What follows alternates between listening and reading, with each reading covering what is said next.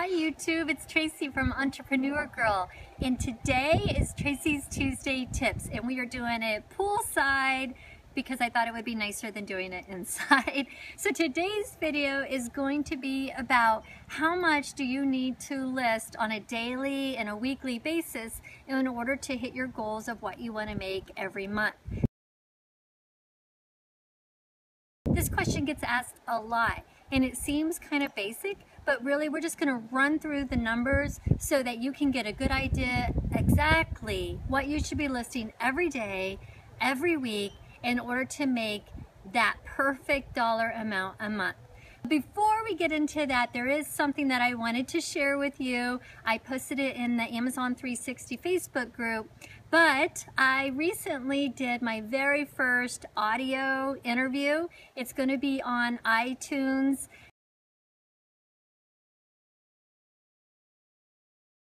I was a little nervous about it because one, it was the first time I'd done anything audio, and I just kept focusing in on my voice and making sure I didn't sound like a robot. But the second reason was because I talked more about my personal life, and especially like the health issues that I had had in the past. And I've talked about it, but I hadn't really talked about it. So that is in that interview. I'm going to post the links below. I'm hoping that people will actually go into Apple iTunes and leave positive feedback, positive comments about it. That way the interview can reach more of an audience. So if you have a moment and you don't mind doing that, that would be awesome. To Tracy's Tuesday Tips. I was asked again this morning, and so I thought, you know, I'm just going to do a video about it. But it's not really a magical number of boxes. Like, you'll make a pretty good profit if you send in, 4 boxes a week. It's really about the listed value within the boxes, and I'm going to show you how I break it down. I don't know if this is how everybody breaks it down, but this is how I do it. So, for example, say you want to make $6,000 a month, and that is your goal. You can plug in any number there. And what I would do is I would sit down with your budget, how much you have to have a month, and start there. So it might be $2,000, $3,000, $4,000, whatever it is for your family and for your household budget. That's where you plug in that number.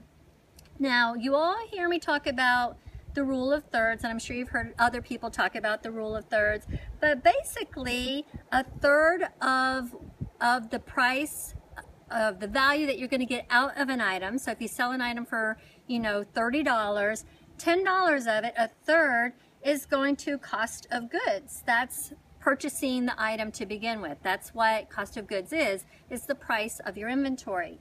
And then a third, another $10, is going to go to your fees, your shipping, your Amazon fees, your eBay fees, whatever. It's going to go for your fees. And then a third, another $10 of it, would be money in your pocket. That is your profit. So that is the rule of thirds. So if I use that concept for my $6,000, I need to triple it. Because if I listed $6,000 and think, yay, I listed $6,000, really when I take out everything, I'm only making a third of that. I'm only netting or clearing $2,000. So you think you're doing really terrific when you're, listing all this value and you see all this high value amount, but when you actually get the money from Amazon into your bank account, you're like, hey, what happened? Well, that's because of the rule of thirds. And this is just a general rule. It's not every item all the time, but it really, really works when you're just kind of taking a general snapshot of your account, your listing account.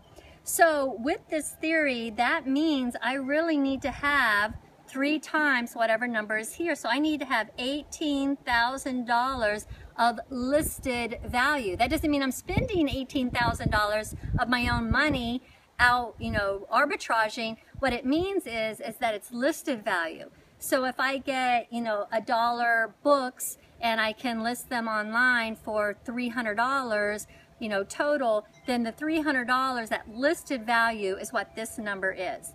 So once I have my listed number, what I need, because I know once I break it down and do these thirds, I'm only going to be left with $6,000, and that's my goal.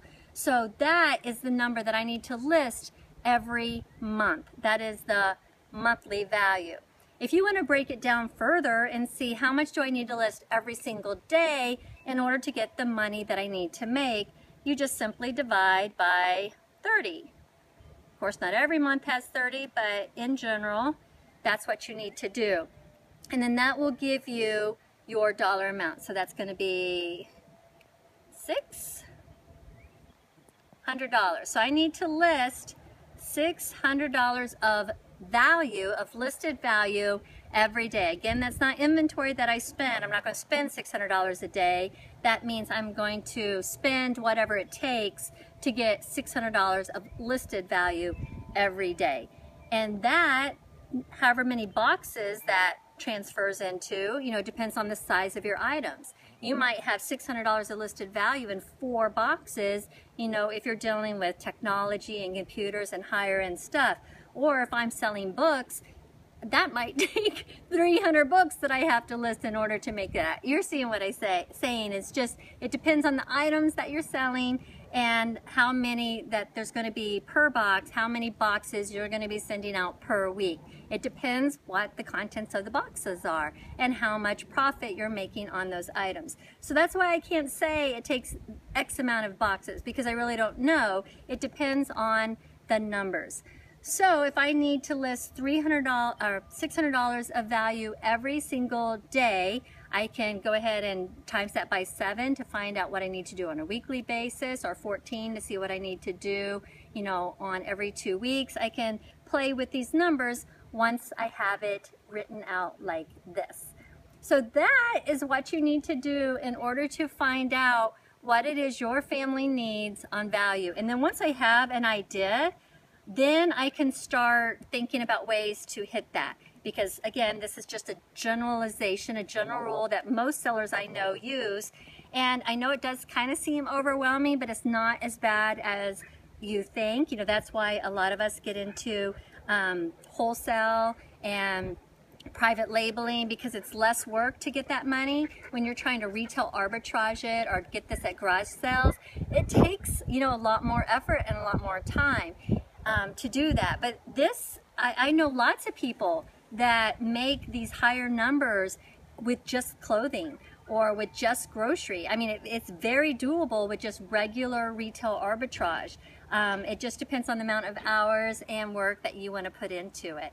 And I just elect to work less and live more, so I'm trying to find some other items, some other ways of getting that inventory faster and more efficiently. And another point that I wanted to make is the more that you put into the warehouses, you're not going to sell 100% of your product all the time right away. So there will be some spillover, into the next month.